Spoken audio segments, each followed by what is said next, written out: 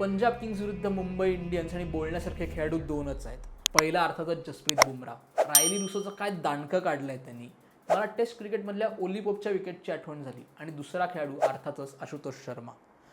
आकाश मडवालला त्यांनी एक जबरदस्त सिक्स मारली. फ्री हिट होता, बॉल लेगस्टम्पच्या बाहेर जवळपास यॉर्कर लेंथला आला आणि त्यांनी रिव्हर्स स्वीप करून कीपर आणि शॉर्ट थर्डच्या मधल्या गॅपमधनं सिक्स मारली. पण हा आशुतोष शर्मा आहे तरी कोण?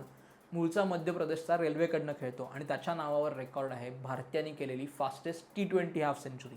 आधीचा रेकॉर्ड होता युवराज सिंगच्या नावावरती 12 बॉलमधला आणि त्यांनी अरुणाचल प्रदेश विरुद्ध सय्यद मुश्ताक अली ट्रॉफीमध्ये 11 बॉलमध्ये 50 केले होते आणि त्यावेळी त्याचा स्ट्राईक रेट होता 440चा. गेले काही सामने तो पंजाबसाठी इम्पॅक्ट इनिंग्स खेळतोय, पण प्रत्येक वेळी यश येतंय असं नाही. मुंबई विरुद्ध त्यांनी ऑलमोस्ट मॅच काढली होती, पण फरक कोण ठरलं? जसप्रीत बुमराह. पण बुमराह भारी का आहे आणि तो सापडला कसा याचा एपिसोड स्पोर्ट्स कट्टरवरती नुकताच रिलीज झालाय, तोही तुम्ही नक्की बघा.